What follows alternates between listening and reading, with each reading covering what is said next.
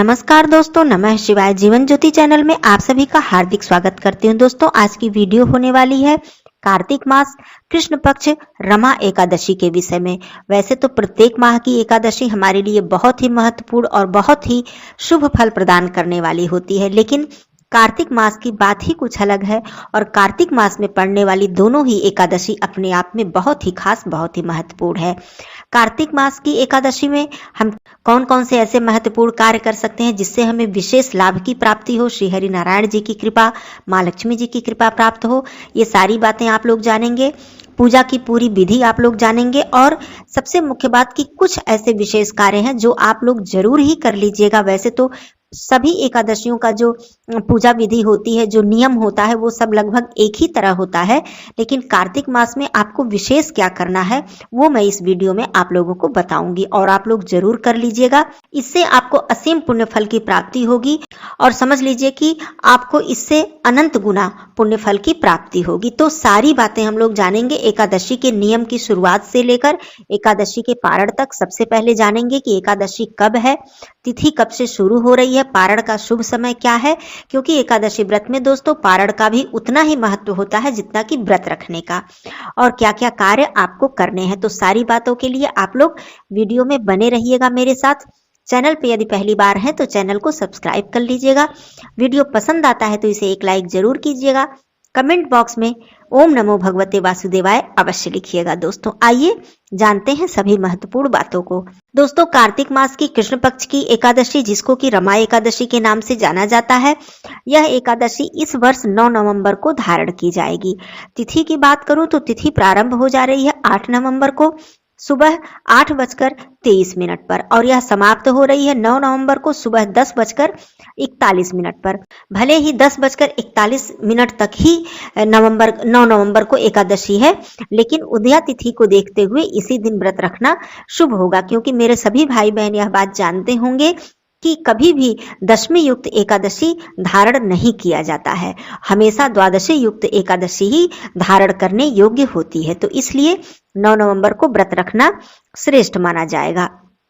अब आइए बात कर लेते हैं कि इसका पारण कब किया जाएगा और इसका शुभ समय क्या होने वाला है। एकादशी व्रत का पारण किया जाएगा 10 नवंबर को और इसका जो शुभ समय होगा वो सुबह 6:39 से लेकर 8:50 तक इसका पारण करना शुभ होगा। तो आप लोग इस तरह से पारण कर लीजिएगा। अब बात आती है कि आपको करना क्या है। देखिए, एकादशी व्रत का जो नियम है दशमी तिथि से आरंभ हो जाता है। वैसे बहुत से भाई बहन कार्तिक मास का यदि उन्होंने नियम उठाया है तो लहसुन प्याज का प्रयोग नहीं कर रहे होंगे, और स्नान आदि जो लोग कर रहे हैं, पूजन कर रहे हैं, ये कार्तिक मास का व्रत का नियम उठाए हैं तो वो लोग नहीं कर रहे होंगे, तो उनके लिए तो ठीक है। लेकिन जो भाई बहन लहसुन प्याज का सेवन कर रहे हैं वो दशमी तिथि से लहसुन प्याज का सेवन न करें, रात्रि के भोजन से ही न करें, और क्योंकि सुबह उन्हें एकादशी का व्रत धारण करना है तो इस तरह से आप लोग सात्विक भोजन करके अपने व्रत की शुरुआत करें। अब आइए बात कर लेती हूँ एकादशी की।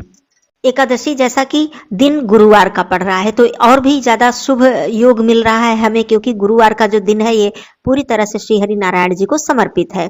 तो इस दिन आप लोग सुबह सवेरे उठेंगे, स्नान आदि करेंगे। स्नान आदि करने के बाद सूर्य देव जी को जल, माँ तुलसी जी को जल, तुलसी पूजा तो वैसे भी कार्तिक मास में बहुत ही जरूरी है। उसके बाद आप लोग श्री हरि नारायण जी, माँ लक्ष्मी जी की पूजा विधि विधान से कर लीजिएगा सभी लोग, और तुलसी पत्र अर्पित करना बिल्कुल मत भूलिएगा। एकादशी है तो आपको तुलसी पत्र उस दिन नहीं तोड़ना है, उसके एक दिन पहले ही, एकादशी से एक दिन पहले ही आपको तुलसी पत्र तोड़कर रख लेना है। वैसे भी कार्तिक मास में श्री हरि नारायण जी को तुलसी पत्र अर्पित करना चाहिए। ये बात हो गई। भगवान विष्णु जी को आप लोग पीला चंदन, पीला पुष्प, जनेऊ, पीला फल, कुछ सात्विक भोग प्रसाद इत्यादि आप लोग अर्पित कर दीजिएगा। और विधि विधान से पूजा करने के बाद भगवान विष्णु जी का मंत्र या फिर उनका चालीसा या फिर विष्णु सहस्त्र नाम का पाठ आप लोग अवश्य ही कर लीजिएगा। कार्तिक मास में विष्णु सहस्त्र नाम का पाठ करना दोस्तों कितना पुण्य फल प्रदान करता है इसको बताना असंभव है। आप इसी बात से समझ जाइए कि इसके पुण्य को बताना असंभव है कि कितना पुण्य फल आपको प्रदान करता है कार्तिक मास में यदि आप विष्णु सहस्त्र नाम का पाठ करते हैं। प्रतिदिन नहीं कर पाते हैं तो मुख्य तिथियों पर, जैसे कि एकादशी आई आपने कर लिया, उसके बाद आपने त्रयोदशी पे कर लिया, द्वादशी पे कर लिया, या फिर आपने पूर्णिमा पे कर लिया, अगली जो एकादशी आएगी उस पे कर लिया, तो ये सारी चीजें आपको अत्यधिक पुण्यफल प्रदान करती हैं। अब ये बात हो गई। अब मान लीजिए जो भी मेरे भाई बहन व्रत नहीं रख रहे हैं, उनके लिए भी मैं बता दूं कि कार्तिक मास की जो एकादशी है, इसके नियम को आप लोग जरूर ही करिएगा। और उन भगवान विष्णु जी की पूजा, माँ लक्ष्मी जी की पूजा, माँ तुलसी जी की पूजा विधि विधान से जरूर कर लीजिएगा। हाँ, ये बात है कि माँ तुलसी जी को जल इस दिन अर्पित नहीं किया जाता है, क्योंकि वो निर्जला व्रत रखती हैं। तो ये आप लोग भी कर लीजिएगा। ऐसा नहीं है कि जो भाई बहन व्रत रख रहे हैं उन्हीं के लिए ये नियम है।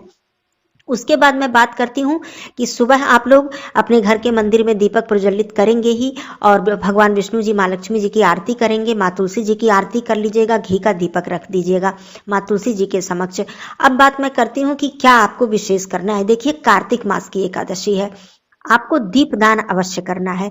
मान लीजिए कि जो भी मेरे भाई बहन कार्तिक स्नान का नियम नहीं उठा पाए हैं, कार्तिक में कुछ भी वो नहीं कर पा रहे हैं, मान लीजिए किसी भी कारणवश वो कुछ भी नहीं कर पा रहे हैं, तो ये पहली ऐसी तिथि है। वैसे तो और भी तिथियां आती रहेंगी, लेकिन ये एकादशी है, तो एकादशी पे आप लोग दीप दान करना बिल्कुल मत भूलिएगा। मान लीजिए व्रत नहीं है, कोई बात नहीं, मैं बिल्कुल सरल, बिल्कुल कोई आडंबर नहीं, कुछ भी नहीं आपको करना है। संध्या के समय आप स्नान कर लीजिएगा। मान लीजिए कि आपकी शारीरिक स्थिति सही नहीं है, स्नान नहीं कर पा रहे हैं, ठंड बढ़ गई है, तो आप हाथ पैर मुख धुल के और अपने वस्त्रों को चेंज कर दीजिएगा। थोड़ा सा अपने ऊपर गंगा जल वाला पानी में गंगा जल मिलाकर आप थोड़ा सा छिड़क लीजिएगा, अपने आप को पवित्र कर लीजिएगा। ये हो गया। उसके बाद आपको दीपदान करना है। मान लीजिए कार्तिक मास का आप दीपदान नहीं कर पा रहे हैं, आपको करना कहाँ कहाँ है ये समझ लीजिए। प्रदोष काल में, प्रदोष काल सूर्यास्त होने के 45 मिनट पहले और सूर्यास्त होने के 45 मिनट बाद, ये जो समय होता है प्रदोष काल का समय होता है, और यही संध्या का ऐसा समय होता है जब हमें दीपक प्रज्वलित करना चाहिए। तो इस एकादशी पर आप मिट्टी का दिया नया ले लीजिए, या धातु के दिए हैं आपके पास तो और अच्छी बात है, मिट्टी का नया दिया ले लीजिए। माँ तुलसी जी के समक्ष आप दीपक जलाइए। और मैं ये साथ में बता दूं कि जहां जहां आप दीपक रखेंगे, बिना आसन दिए आप दीपक मत रखिएगा। आसन मतलब थोड़ा सा अक्षत ले लीजिएगा, या पुष्प की पंखुड़ी इत्यादि है, वहां पर रखकर उसके ऊपर आप दीपक रखिएगा। दीपक कभी भी डायरेक्ट धरती पर, जमीन पर नहीं रखा जाता है।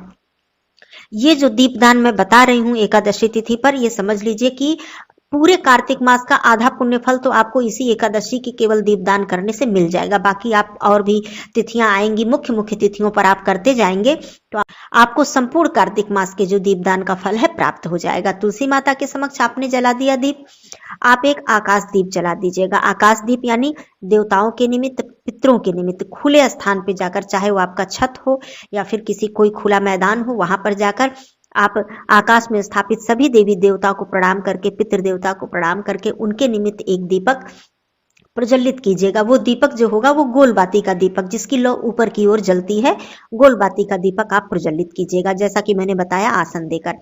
ये दीपक समझ लीजिए कि आपको बहुत ही अधिक पुण्य फल प्रदान करने वाला है। आपके घर के नजदीक यदि पीपल का वृक्ष है तो आप वहां पर दीपदान कर दीजिएगा। एक दिया जलाने में कुछ भी हमारा नहीं लगता है, लेकिन ये जो दिया है दोस्तों, ये आपको कितना पुण्य प्रदान करता है, कितना असीम अनंत पुण्य फल प्रदान करता है, ये आप जान भी नहीं पाएंगे। और ये दिया अपने आप में बहुत कुछ है। दूसरी चीज, यदि आपके घर के आसपास शिव मंदिर है, शिव मंदिर में प्रदोष काल में जाकर दीपक जलाना, समझ लीजिए कि माँ लक्ष्मी जी को, साक्षात माँ लक्ष्मी जी को प्रसन्न करना माना जाता है। तो माँ लक्ष्मी जी अत्यंत प्रसन्न होती हैं जो लोग शिवालय में प्रदोष काल में जाकर दीपक जलाते हैं। और बात मैं करूं एकादशी तिथि की, तो ये तो समझ लीजिए सोने पे सुहागा है, तो आप जाकर जरूर जला दीजिएगा। यदि आपके घर के आसपास बिल्व वृक्ष आपको मिल जाता है तो आप एक दीपक वहां पर अवश्य जला दीजिएगा। आंवले का वृक्ष यदि मिल जाता है तो वहां पर आप एक दीपक जला दीजिएगा। माँ गंगा जी के निमित्त आप एक दीपक जला दीजिएगा। कैसे जलाएंगे? मान लीजिए आप गंगा तट पर तो जा नहीं सकते हैं, आप एक किसी भी पात्र में थोड़ा सा पहले गंगा जल डालिए, थोड़ा चौड़ा मुंह का पात्र ले लीजिए, साफ ले लीजिए, उसके बाद उसमें गंगा जल डालिए। पुष्प इत्यादि हो तो थोड़ा सा पुष्प इत्यादि डालने के बाद आप एक दीपक लीजिए, दीपक जलाइए। उसके बाद उस गंगा जल पर, जैसे जल पे दीपक हम लोग जाते हैं तीर्थ स्थान पे तो माँ गंगा जी को दीपक समर्पित करते हैं और ऊपर ऐसे तैरा देते हैं किसी पत्तल या किसी उस पे रखकर। उसी तरह आपको माँ गंगा जी का ध्यान करते हुए आप समझ लीजिए कि मैं गंगा तट पर हूँ और वहां पर मैं दीपक माँ गंगा जी के निमित्त प्रज्वलित कर रहा हूँ या कर रही हूँ। को प्रणाम कीजिए, हे मोक्षदायिनी माँ गंगा, हे पापनाशिनी माँ गंगा, आप मेरे इस दीपक को स्वीकार कीजिए। इस तरह से आप माँ गंगा जी के निमित्त दीपक जला दीजिए। अपने घर के मंदिर में तो आपको जलाना ही जलाना है, अपने घर के मुख्य द्वार पर आप दीपक जला दीजिए। तो इस तरह से आप इतने सारे केवल दीप दान कर दीजिए एकादशी तिथि पर। व्रत नहीं भी रख रहे हैं तो आप समझ लीजिए कि आपने क्या किया है, कितना पुण्य प्राप्त किया है, इसको बताना मुश्किल है दोस्तों। तो ये कर लीजिएगा आप लोग, ये विशेष कार्य अवश्य कर लीजिएगा, चाहे आपने कार्तिक मास में एक भी दीपक न जलाया हो, कुछ भी आपने न किया हो, ये आपने कर दिया। अब मैं बात करती हूँ कि अगले दिन, जैसे कि पारण का मैंने शुभ समय बताया, तो वो मेरे भाई बहन जो व्रत रख रहे हैं उनके लिए है। पारण यदि आपको नहीं करना है, आपने व्रत नहीं रखा है, तब भी आप दान अवश्य कर दीजिएगा। कार्तिक मास है, प्रतिदिन दान करने का नियम है, लेकिन प्रतिदिन नहीं कर पाते हैं तो आप लोग इस द्वादशी तिथि पर आप लोग दान कर दीजिएगा। दान में अन्न दान जो भी आपसे हो सके दान कर दीजिएगा। किसी मंदिर में दे आइएगा या फिर किसी पुजारी पंडित जी को दे दीजिएगा। साथ में दक्षिणा को जरूर रख दीजिएगा। इस तरह से दान करने के बाद आपकी जो एकादशी का जो पुण्य फल है ये आपको प्राप्त हो जाएगा। ये सभी के लिए है, चाहे वो व्रत रख रहे हो या ना रख रहे हो। साथ में इस एकादशी पर यदि आप कार्तिक मास की कथा का श्रवण कर लेते हैं या फिर एकादशी व्रत की कथा का श्रवण कर लेते हैं तो ये समझ लीजिए और भी ज्यादा आपको पुण्य प्रदान करने वाला है। तो ये सारे कार्य कर लीजिएगा, बस भगवान की भक्ति कीजिएगा और पूरे दिन व्रत नहीं भी है तो ओम नमो भगवते वासुदेवाय मानसिक जप ये आपके मन में चलता रहे और अपना आप कार्य करते रहें। फिर देखिए कि आपको कैसे नहीं भगवान की कृपा प्राप्त होगी, आपके मन में शांति मिलेगी, आपको तनाव से मुक्ति मिलेगी और श्री हरि नारायण की कृपा, माँ लक्ष्मी जी की कृपा आपको प्राप्त होगी। तो इस तरह से ये सारे कार्य आपको करने हैं, क्योंकि ये विशेष एकादशी है, कार्तिक मास की एकादशी है, इसे व्यर्थ यूं ही बिल्कुल मत जाने दीजिएगा। फिर मिलती हूँ ऐसे ही वीडियो के साथ, तब तक के लिए धन्यवाद। नमः शिवाय, हर हर महादेव।